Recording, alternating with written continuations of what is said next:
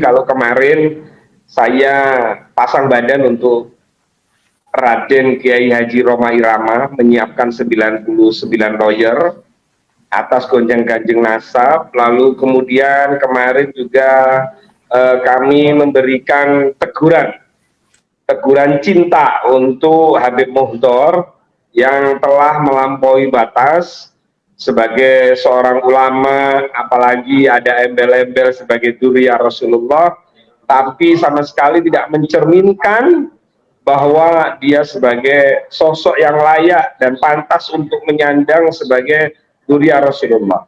Mengatakan makhluknya Allah, apalagi yang dikatakan adalah ulama-ulama Nusantara, ulama-ulama yang sebenarnya menjadi pembaharu di abad ini, tapi dikatakan mohon maaf Dajjal dan pengikutnya. Maka dari itu kami mengingatkan agar supaya Habib Muhdor ini terlepas dari siksaan di akhirat nanti.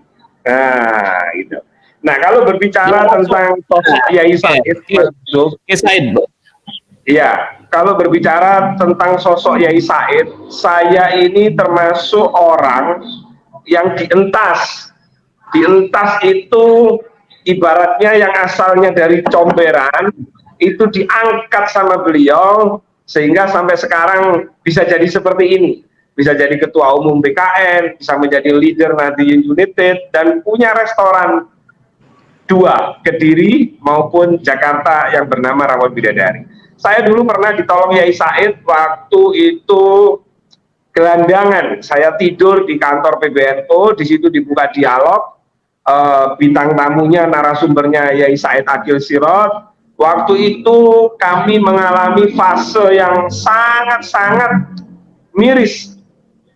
Tapi alhamdulillah saya dikenalin orang, hanya dikasih nomor handphone karena waktu itu lebaran saya nggak pulang. Kenapa kok nggak pulang, kok ada di masjid aja. Nah, saya SMS sama Kiai Said. Nah, saya minta bantuan agar supaya bisa pulang. Ini contoh kecil.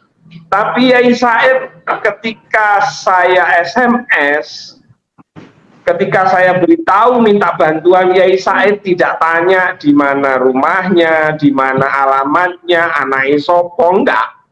Langsung Kiai Said rekening. Iman, Kiai Said itu bukan hanya persoalan loman materi, tetapi juga loman ilmu. Selain itu juga suka menolong ketika ada orang kesusahan. Saya banyak menemani, ada salah satu habaib yang istimewa, waktu itu ada masalah, dan kebetulan yang bisa menolong itu Kiai Said. Kiai Said juga nggak tanya, ini bisaronya berapa, ininya apa, enggak. Ditolong, diteleponkan. Waktu itu yang ditelepon Menko Polhukam, coba bayangkan. Jadi sosok Kiai Said itu kita butuh banget. NU seharusnya kemarin dipimpin oleh Kiai Said, tapi takdir menentukan lain. Memang Kiai Said itu sosok yang dia mendukung pemerintah, tapi dia kritis sama pemerintah. Itu yang mahal. Tetapi saya melihat PBNU yang sekarang ini, dia betul-betul pro pemerintah, tidak pernah kritis kepada pemerintah. Nah ini nggak usah nyinggung-nyinggung PBNU sekarang lah, Gus Ropi. Fokus saja ke Kiai Said, jangan dibanding-bandingkan ini. Ya. Jadi kita ini rindu sama sosok ketua umum PBNU, selain mendukung pemerintah asal pemerintah itu benar, juga mengkritisi pemerintah. Dan PBNU yang sekarang saya belum menemukan sosok seperti Kiai Said itu gitu loh. Baik cara penyampaiannya, kealimannya, keilmuannya, welas asihnya, itu Kiai Said tidak tergantikan sama sekali. Padahal beliau ini seorang profesor, Dr. Kiai Haji Said Akil Sirot, tapi beliau itu mengerti gitu loh. NU di lapisan bawah itu bagaimana, ketemu beliau ini nggak susah. Banyak orang-orang yang kadang-kadang kepentingannya bukan kepentingan urusan besar, ketemu beliau ya ditemui gitu loh. Beliau memang betul-betul menggantikan sosok almarhum Kiai Haji Abdurrahman Wahid. Jadi sudah warok, dan loman. Itu yang saya lihat dari sosok beliau.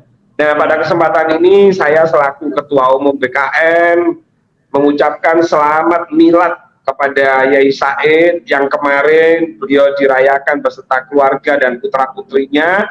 Dan itu pun beliau ketika ditanya tentang persoalan nasab, beliau ya menjawab, bukan malah menolak, maaf ya ini momennya ulang tahun, bukan itu, yang menjawab gitu loh.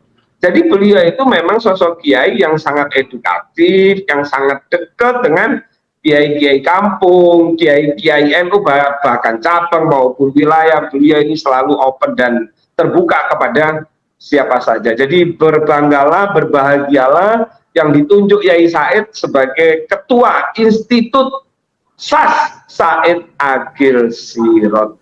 Mudah-mudahan beliau sehat, panjang umur.